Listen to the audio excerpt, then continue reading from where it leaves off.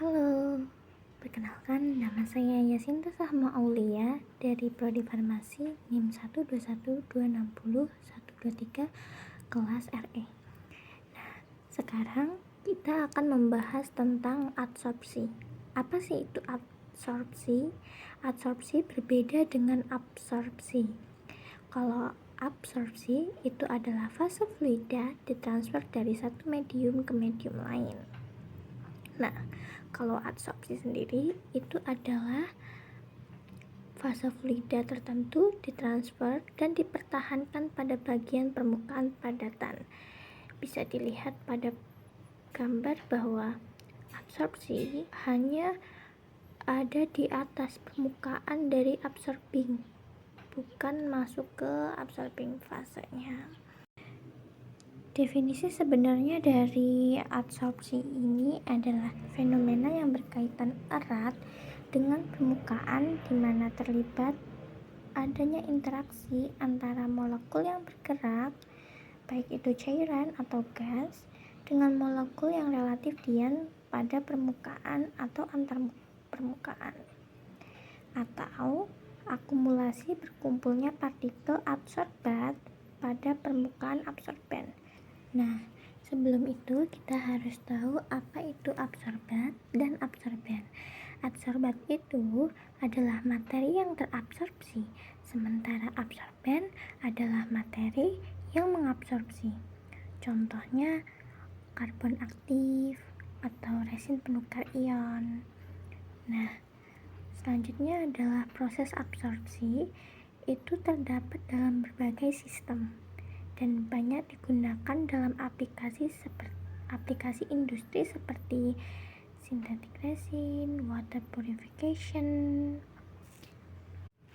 Selanjutnya, absorpsi ini bisa digunakan di mana saja sih?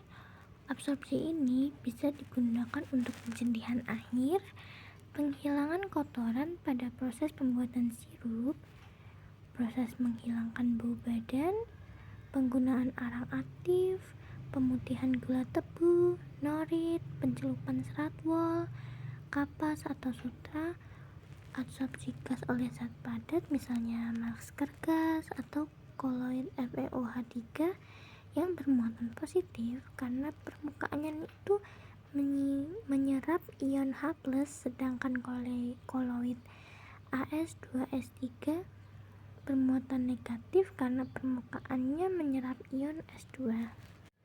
Selanjutnya, faktor-faktor apa aja sih yang mempengaruhi adsorpsi? Yaitu ada pengadukan, di mana kecepatan pengadukan ini berpengaruh terhadap proses absorpsi, karena semakin tinggi pengadukan, maka adsorpsinya semakin besar. Lalu ada karakteristik adsorban. Nah, adsorban sendiri ada yang berpori dan tidak berpori, dan itu berpengaruh kepada tingkat absorpsi dari larutan. Selanjutnya ada kelarutan adsorbat. Nah, kelarutan adsorbat ini mempengaruhi adsorpsi karena semakin tinggi kelarutan adsorbatnya, maka proses absorpsi akan semakin tinggi pula.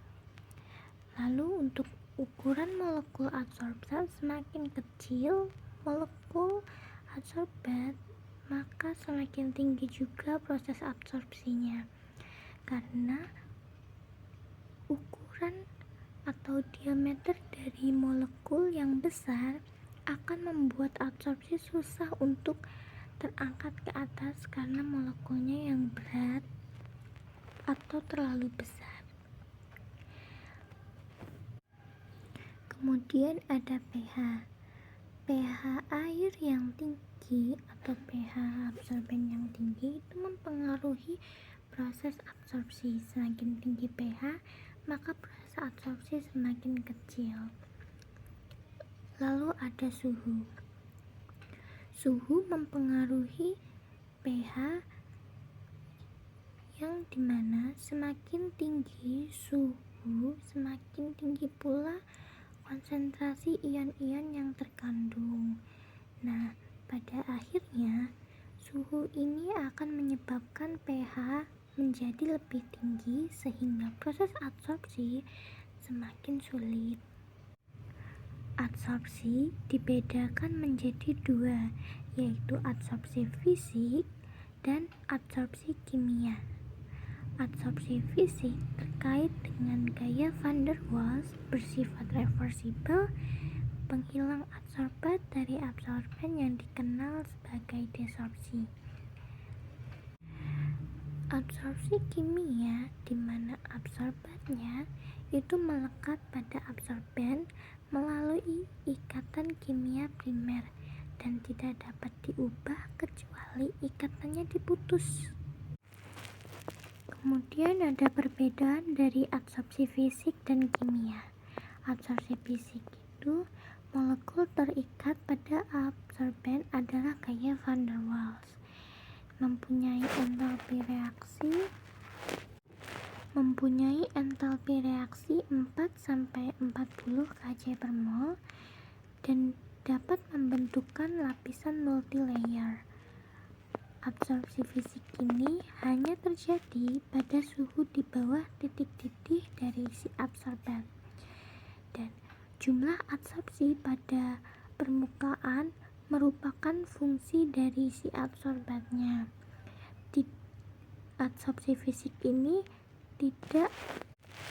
Absorpsi fisika ini juga tidak melibatkan energi aktivasi tertentu dan bersifat tidak spesifik. Sementara absorpsi kimia, dia molekul terikat pada absorbennya itu adalah ikatan kimia, mempunyai entalpi reaksi 40 sampai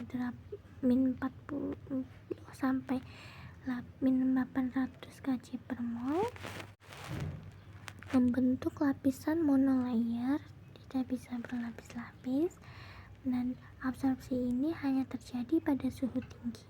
Jumlah absorpsi pada permukaan merupakan karakteristik dari absorben dan absorbatnya dan melibatkan energi aktivasi tertentu dan bersifat sangat spesifik.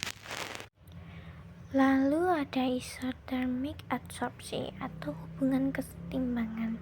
Jika adsorben dan absorbat kontak cukup lama akan mencapai kesetimbangan antara jumlah adsorbat yang terabsorpsi dan jumlah adsorbat yang tertinggal dalam larutan.